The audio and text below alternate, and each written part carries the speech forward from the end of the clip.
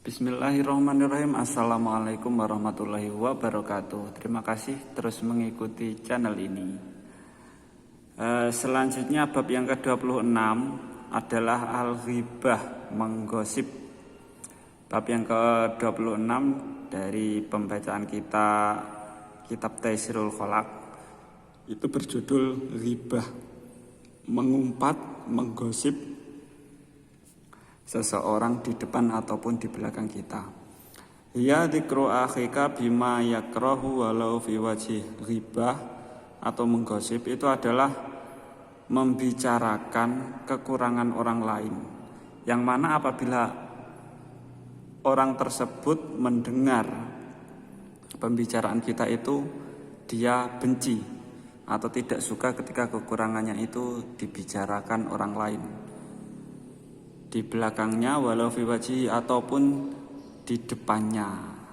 Entah itu pembicaraan kita itu tidak didengar orang yang kita tuju, ataupun kita membicarakan terang-terangan di depannya, itu sama saja, namanya ghibah. Dan orang yang ghibah nanti kan dosanya tidak diampuni sebelum dia meminta maaf, kan? Kakolika fulanun a'raj. Nah, contohnya ghibah atau menggosip di sini seperti ucapanmu pada orang lain, fulanun a'raj, si A itu kakinya pincang. Nah, apabila subjek yang kita tuju itu mendengar dan dia kecewa atau benci dengan perkataan tersebut, itu kita sudah termasuk mendapatkan dosa gosip atau ghibah. Au fasikun, atau kita membicarakan orang lain, wah si dia itu orang yang fasik, kelakuannya buruk.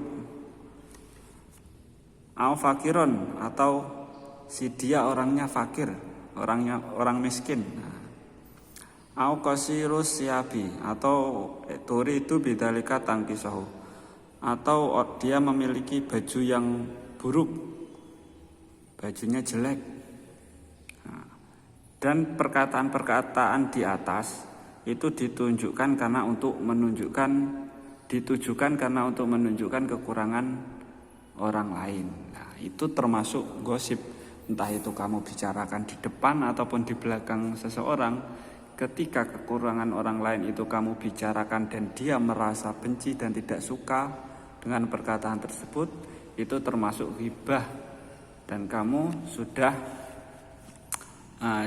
terkena dosa ghibah. Dosanya menggosip. Wa asbabu, karena apa?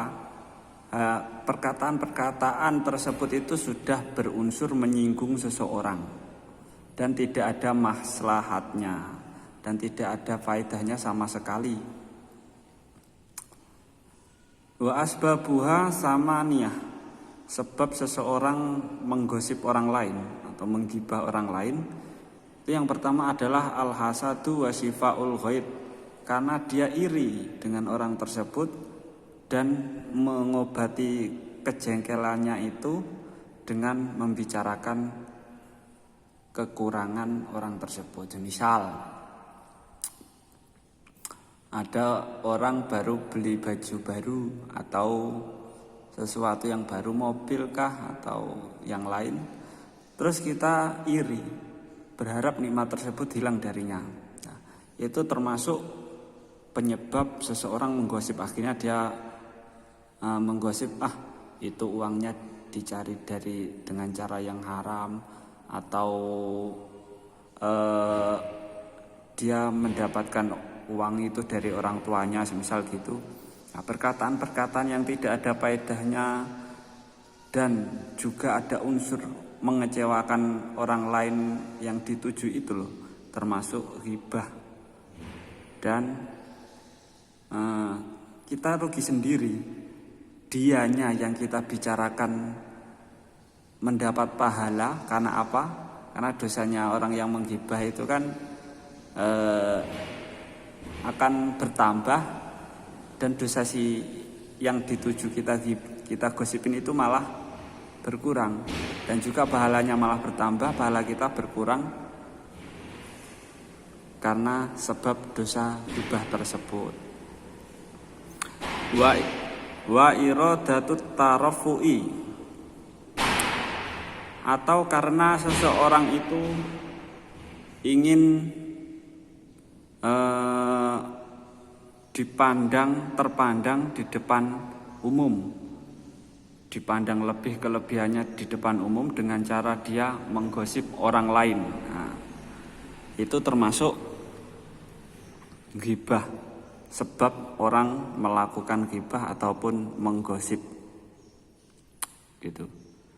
Jadi sebabnya yang kedua itu adalah dia ingin dipandang di depan umum lebih dibanding orang yang digosipin, dengan cara dia menjatuhkan orang lain dengan membicarakan kekurangan-kekurangannya.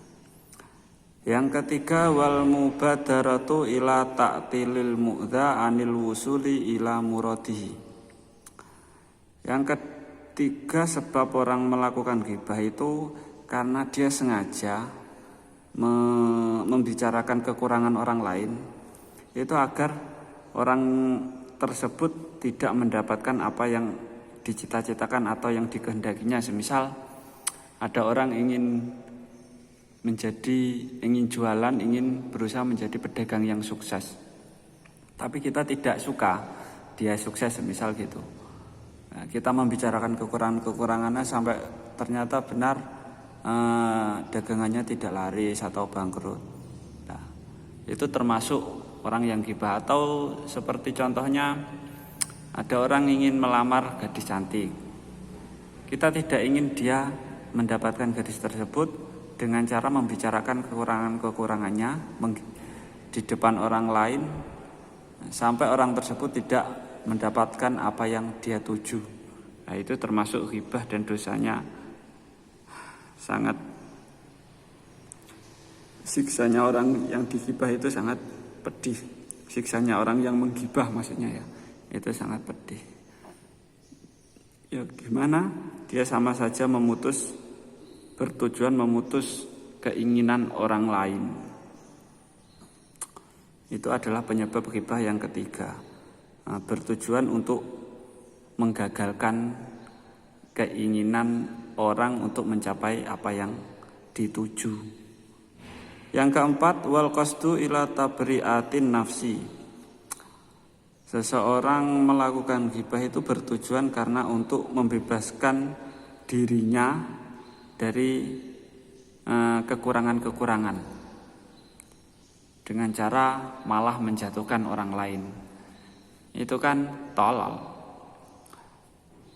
Wa mujamalatur rufaqa, atau orang melakukan ghibah karena ingin memperbanyak teman, memperbanyak komunitas, dan dia nimbrung di suatu atau membicarakan seseorang di depan orang lain agar orang lain lebih respek kepada kita. Cara yang seperti itu tidak akan bertahan lama bagi orang yang mencari teman dengan membicarakan kekurangan orang lain.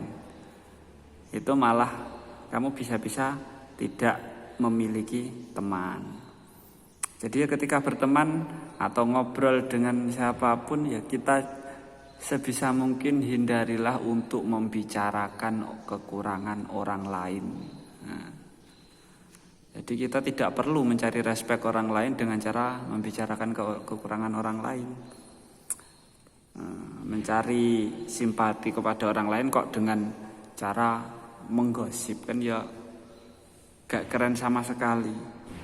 Mendapatkan dosa iya, gak ada faedahnya juga iya. Wal hazlu, atau menggosip seseorang, membicarakan kekurangan orang lain karena hanya bertujuan untuk bergurau, itu sama saja tetap mendapatkan dosa. Wal istihza'u, apalagi karena memang bertujuan untuk menghina. Tujuannya memang menghina, sudah jelas dia mendapatkan dosa ghibah. Dosa ghibah ya kamu pahalanya berkurang, si subjek yang dibicarakan, yang digosipin tersebut pahalanya bertambah, dan dosa orang yang digosipin itu berkurang, berpindah pada pelaku penggosip yang melakukan ghibah. Ya, rugi berkali-kali lipat kan. Tapi tidak semua membicarakan kekurangan orang lain itu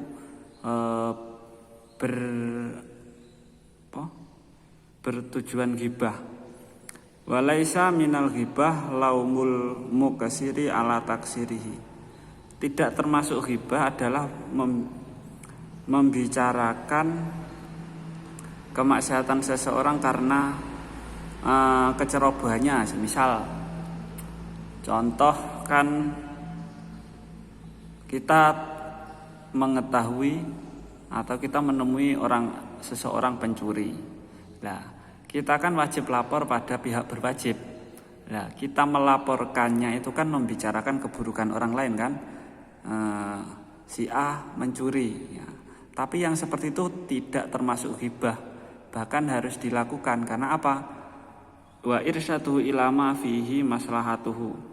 Menunjukkan hal seperti itu termasuk menegakkan kemaslahatan, menegakkan keadilan, dan kita tidak berdosa. Atau semisal ada pasangan selingkuh, zina. Nah, untuk menghentikan perbuatan-perbuatan buruk seperti itu, kita perlu melaporkan pada pihak yang berwajib ataupun aparat desa setempat. Seperti itu kan kita melaporkan sama saja membicarakan kekurangan orang lain. Saya tadi melihat si A berzina dengan si B misal gitu. Atau saya tadi melihat si A mencuri barang ini, seperti itu. Kita melaporkan hal seperti itu bukan termasuk ghibah. Meskipun kita membicarakan kekurangannya ya, tapi itu tidak termasuk ghibah. Itu termasuk menegakkan keadilan. Li'anna Allah azza wa jalla lam yanha anin nasihah, karena sesungguhnya Allah Subhanahu wa taala tidak pernah mencegah seseorang untuk memberi nasihat ataupun mengajak menegakkan budi pekerti yang baik. Misal kalau kita, misal ada perselingkuhan atau zina, kita tidak melaporkannya, maka akan tempat tersebut akan bertambah parah semisal. Jadi perlu kita untuk melaporkannya hal tersebut meskipun dengan cara membicarakan kekurangan orang lain, dengan syarat ya, yang seperti itu dengan syarat kita memang benar-benar tahu dengan mata kepala sendiri. Tidak hanya semisal si A membonceng si B yang bukan mahram misalnya, terus kita sampai tuduh yang berlebih-lebihan sampai zinakah atau yang lain. Atau semisal kita melihat seseorang masuk di pekarangan orang lain, terus kita melaporkan si A mencuri, itu kan sama halnya melebih-lebihkan hal seperti itu. Kalau memang kita mengetahui bahwa dia mencuri, kita harus tahu bahwa dia pas mengambil dan menyimpannya. Atau ketika kita melaporkan perzinahan, kita harus tahu bahwa orang tersebut benar-benar berzina. Atau kalau orang pacaran dan di tempat tersebut sangat tidak diperbolehkan untuk berpacaran, kita laporkan kepada aparat setempat agar dia menghentikan perbuatan buruk yang dilakukannya. Itu tidak mengapa, itu bukan termasuk ghibah. Walakinnahu naha anil ghibati wa balagha fil ingkari alaiha. Tetapi jadi Allah tidak pernah mencegah seseorang memberikan nasihat yang baik atau menegakkan keadilan. Tetapi Allah Subhanahu wa taala sangat mencegah ghibah, seseorang membicarakan semisal ada mencuri ayam. Nah, kita taunya memang mencuri ayam saja, tapi kok sampai dilebih-lebihkan dengan mencuri sesuatu yang lain. Dia mencuri ayam dan juga mencuri sandal dan yang seperti itu, melebih-lebihkan itu tidak boleh. Allah melarangnya. Kalau kita taunya dia pencuri ayam, ya kita lapornya pencuri ayam saja, nggak usah dilebih-lebihkan dengan hal-hal yang lain. Faqala, Nabi Muhammad SAW bersabda, wala yaghtab ba'dukum ba'dan ayuhibbu ahadukum ayyakulalah ma'akhihi maitan fakarihtumu.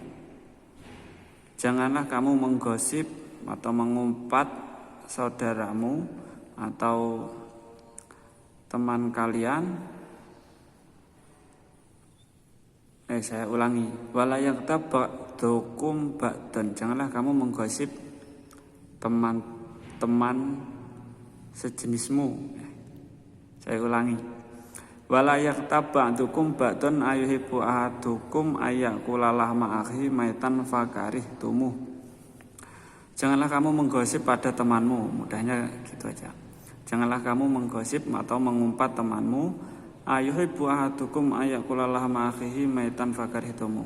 Apakah kamu suka bahwa kamu itu memakan daging saudaramu sendiri dalam keadaan bangkai? Itu sebenarnya adalah hal yang kamu benci.